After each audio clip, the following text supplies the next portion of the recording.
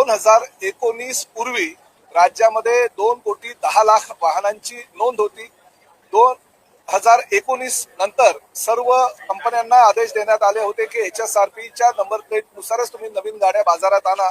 त्यामुळे जे पूर्वीचे 2,10,00,000 ग्राहक होते त्यांना HSRP नंबर प्लेट लावण्यासाठी त्यावेळेस निविदा प्रक्रिया राबवण्यात आली. 3 निविदाकारांनी त्याला प्रतिसाद दिला आणि तिन्ही जणांना ते जो महाराष्ट्राचा विभाग आहे तो विभागून देण्यात आला. आजपर्यंत जवळजवळ 49% वाहन चालकांनी HSRPच्या नंबर प्लेट बसवलेल्या आहेत.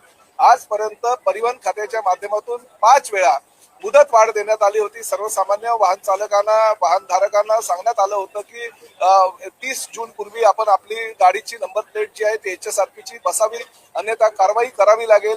जवळजवळ 5 वेळा मुदत वाढ दिल्यानंतर सुद्धा सर्वसामान्य वाहन चालकांनी जर ती नंबर प्लेट बसवली नसेल तर उद्यापासून नाईलाजास्तव का होईना नियमाच्या अधीन राहून आमच्या आरटीओचे अधिकारी प्रत्येक वाहन चालकाला ज्यांनी नंबर प्लेट HSRPची बसवली नसेल त्यांच्यावर दंडात्मक कारवाई करेल. 1,000 रुपये दंडात्मक कारवाई करण्याच्या सूचना या आमच्या डिपार्टमेंटच्या अधिकाऱ्यांना आपल्या परिवहन आयुक्तांनी दिलेल्या आहेत.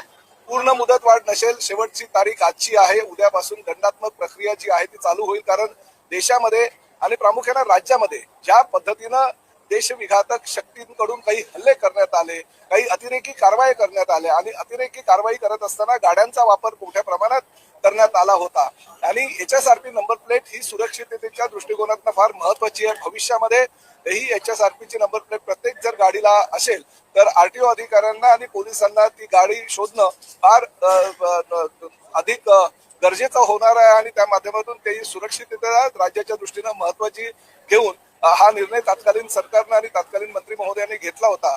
परंतु जर प्रवाशांनी किंवा वाहन चालकांनी अजूनपर्यंत जर नंबर प्लेट बसवली नसेल तर माझी परिवहन मंत्री म्हणून विनंती आहे, आज शेवटचा दिवस आहे, त्यांनी ताबडतोब नंबर प्लेट बसवण्यासाठी किमान अर्ज जरी केला तरी त्यांना दंडातून सूट देण्यात येईल. पण अर्जही केला नसेल आणि त्यांनी शासनाची जी योजना आहे किंवा जो नियम आहे त्याची पायमल्ली केली असेल तर नाईलाजास्तव त्यांच्यावर कारवाई करावी.